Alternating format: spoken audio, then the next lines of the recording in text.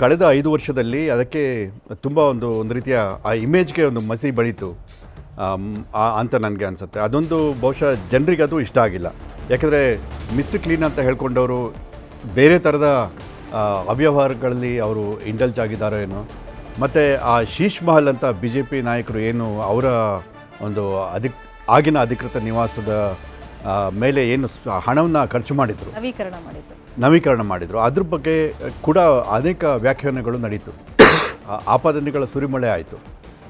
ಮತ್ತು ಅವರು ಜೈಲಿಗೆ ಹೋಗಿದ್ದು, ಅವರ ಪಕ್ಷದ ಇನ್ನೂ ಅನೇಕರು ಜೈಲಿಗೆ ಹೋಗಿದ್ದು, ಇವೆಲ್ಲ ಒಂದು ರೀತಿಯಿಂದ ಒಂದು ನೆಗೆಟಿವ್ ವೋಟ್ಸ್ ಅವರ ವಿರುದ್ಧ ಹೋಯಿತು ಅಂತ ನನಗನ್ಸುತ್ತೆ. ಒಂದು ಇನ್ನೊಂದು ಬಜೆಟ್ನಲ್ಲಿ ಮಂಡನೆ ಆದಂಥ ಯೂನಿಯನ್ ಬಜೆಟ್ನಲ್ಲಿ ಮಿಡ್ಲ್ ಕ್ಲಾಸ್ ಅವರಿಗೆ ಏನೇನು ಸೌಲಭ್ಯಗಳನ್ನು ಮತ್ತು ಇನ್ಕಮ್ ಟ್ಯಾಕ್ಸ್ ರಿಲೀಫ್ನ BJP ಸರ್ಕಾರ ಕೊಡ್ತು. ಬಹುಶಃ ಇದು ಕೂಡ ಇನ್ನೊಂದು ಮುಖ್ಯ ಅಂಶ ಅಂತ ನನಗನ್ಸುತ್ತೆ. ಇವೆರಡು ಮತ್ತು ಇನ್ನು ಕೆಲವು ಅನೇಕ ಅಂಶಗಳಿದ್ದಾವೆ. ಯಾಕಂದರೆ ಇನ್ನೊಂದು ನಾನು ಕೇಳ್ತಾ ಇದ್ದೆ, ಅಲ್ಲಿನ ಕಾಮನ್ ಜನಗಳು ಏನು ಹೇಳ್ತಾಯಿದ್ರು ಅಂತ. ಅವರು ಅನೇಕ ಉದಾಹರಣೆಗಳನ್ನು ಕೊಡ್ತಾಯಿದ್ರು. ಗಾರ್ಬೇಜ್ ಕ್ಲಿಯರೆನ್ಸ್ ಸರಿಯಾಗಿ ಆಗ್ತಾಯಿಲ್ಲ ದೆಹಲಿನಲ್ಲಿ ಅಂತ. ಗಾರ್ಬೇಜ್ ಕ್ಲಿಯರೆನ್ಸ್ ಸರಿಯಾಗಿ ಆಗದೇ ಇದ್ದರೆ ಅದಕ್ಕೆ ಕಾರಣ ಅಲ್ಲಿನ ಲೋಕಲ್ ಗೌರ್ಮೆಂಟ್ ಕೂಡ ಆಗಿರುತ್ತೆ. ಅಲ್ಲಿ ಮುನ್ಸಿಪಲ್ ಕಾರ್ಪೊರೇಷನ್ ಆಫ್ ಡೆಲ್ಲಿ ಏನಿದೆ, MCDನಲ್ಲಿ ಆಡಳಿತ ನಡೆಸ್ತಿರೋದು ಆಮ್ ಆದ್ಮಿ ಪಾರ್ಟಿ.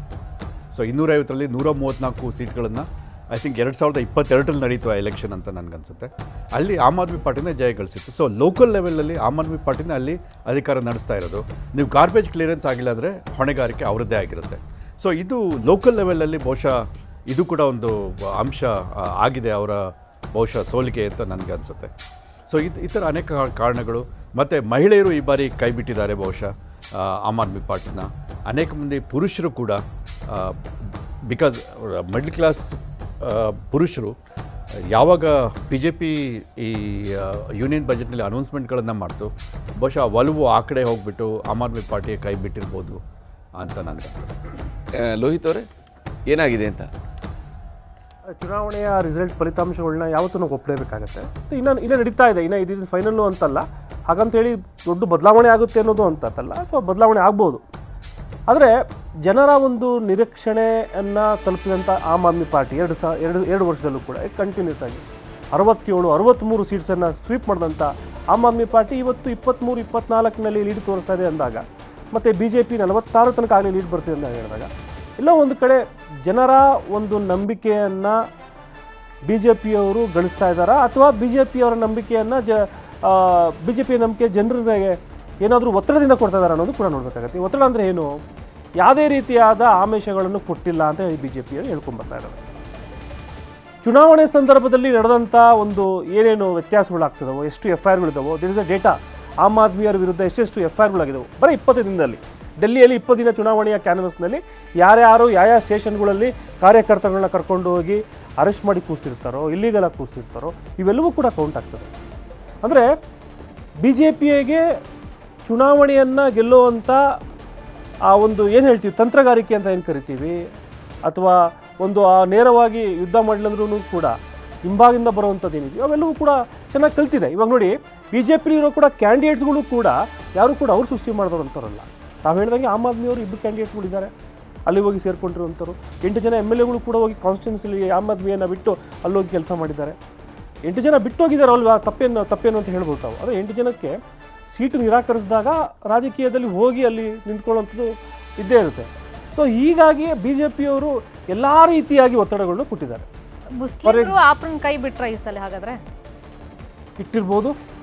ಅದೇ ಹೇಳ್ತಾ ಇದೆ. ಯಾಕಂದ್ರೆ ಇಲ್ಲಿ ನೋಡಿ, ನಾನು ಹೇಳೋದೇನು ಅಂದರೆ, ಹಾಗಾದ್ರೆ BJPಯವರಿಗೆ ಮುಸ್ಲಿಮರು ಕೈ ಹಿಡಿದ್ರು ಅಂತ ಹೇಳೋಕ್ಕಾಗಲ್ಲ. ಅಲ್ಲ, ಮುಸ್ಲಿಂ ಪ್ರಾಬಲ್ಯದ ಕ್ಷೇತ್ರದಲ್ಲಿ BJP ಕಮಾಲ್ ಮಾಡಿದೆ. ಹೌದು, ಅದೇ ಹೇಳ್ತಾ ಇರೋಂಥದ್ದು. ನಾನು ಹೇಳೋಂಥದ್ದು, ದೇಶವನ್ನು ಕಟ್ಟಬೇಕಂದಾಗ ಎಲ್ಲ ಸಮುದಾಯ, ಎಲ್ಲ ಜಾತಿಯೂ ಕೂಡ ಒಂದಾಗಿ ಮತವನ್ನೇ ಹಾಕುವಂಥದ್ದೇ ಒಂದು ರಾಜಕೀಯ. ಇವಾಗ 67 ಸೀಟ್ನ ನೋಡಿದಾಗ ನನಗೆ RSSರು ಕೂಡ ಓಟ್ ಹಾಕಿರ್ತಾರೆ ಡೆಲ್ಲಿಯಲ್ಲಿ, ಮುಸ್ಲಿಮರು ಕೂಡ ಹಾಕಿರ್ತಾರೆ, ದಲಿತರು ಕೂಡ ಹಾಕಿರ್ತಾರೆ, ಎಲ್ಲ ಹಿಂದುಳಿದರು ಹಾಕಿರ್ತಾರೆ. ಸೊ ಜನರ ಒಂದು ಕ್ಲೀನ್ ಸ್ವೀಪ್ ಅಂತ ಬಂದಾಗ, ಮ್ಯಾಂಡೇಟ್ ಅಂತ ಬಂದಾಗ ಎಲ್ಲರೂ ಕೂಡ ಆಶೀರ್ವಾದ ಮಾಡಿರ್ತಾರೆ.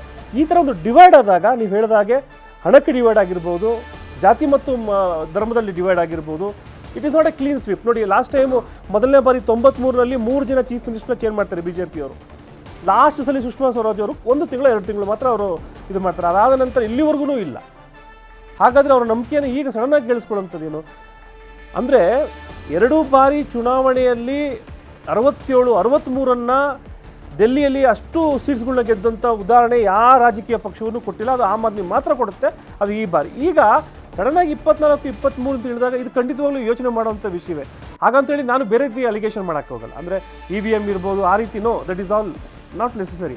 ಜನರ ಆಶೀರ್ವಾದ ಏನಿದೆ, ಜನರ ಅಭಿಪ್ರಾಯ ಏನಿದೆ ಆಮ್ ಆದ್ಮಿ ಪಾರ್ಟಿಯ ಮೇಲೆ ಕುಂತ್ಕೊಂಡು ವಿಮರ್ಶೆ ಮಾಡುವಂಥ ಸಿಚುವೇಶನ್ ಬಂದಾಗ we should restart everything again. ಇದು ಯಾವುದೂ ಕೂಡ ಇವಾಗ ಎಲ್ಲ ಮಾಧ್ಯಮದಲ್ಲೂ ದೇಶಾದ್ಯಂತ ಮಾಧ್ಯಮಗಳು ಹೇಳ್ತಾ ಇದ್ದಾರೆ. ನಾನು ಅದನ್ನು ಮಾತ್ರ ಪಾಯಿಂಟ್ ಔಟ್ ಮಾಡೋಕ್ಕೆ ಇಷ್ಟಪಡ್ತೀವಿ. ಅಂದರೆ ಆಮ್ ಆದ್ಮಿ ಮುಗಿದೋಯ್ತಾ ಅಂತ it is not, it's A start ಅಂತ ಅನ್ಕೋಬೋದು ನಾವು. ಯಾಕೆಂದರೆ ಜನರಿಗೆ ನಾವು ಆಡಳಿತವನ್ನು ಕೊಟ್ಟಿದ್ದೀವಿ. ಇಂಥ ಒಂದು ಭಾರತದಂಥ ದೇಶದಲ್ಲಿ ಇಷ್ಟು ರಾಜಕೀಯ ಒತ್ತಡ ಇದ್ದಾಗಲೂ ಕೂಡ ಒಳ್ಳೆಯ ಒಂದು, ನೀವು ಹೇಳ್ತಿದ್ರಲ್ಲ ಇವಾಗ ಫ್ರೀ ಪೀಸ್ ಇದಕ್ಕೆ ಚಿತ್ರೀಕರ್ತ ನಾವೇ 11 लाख करोड़ का अधोसंरचना में खर्च किया। एक ही वर्ष में 2031 किलोमीटर की नई रेल लाइन की शुरुआत हुई है।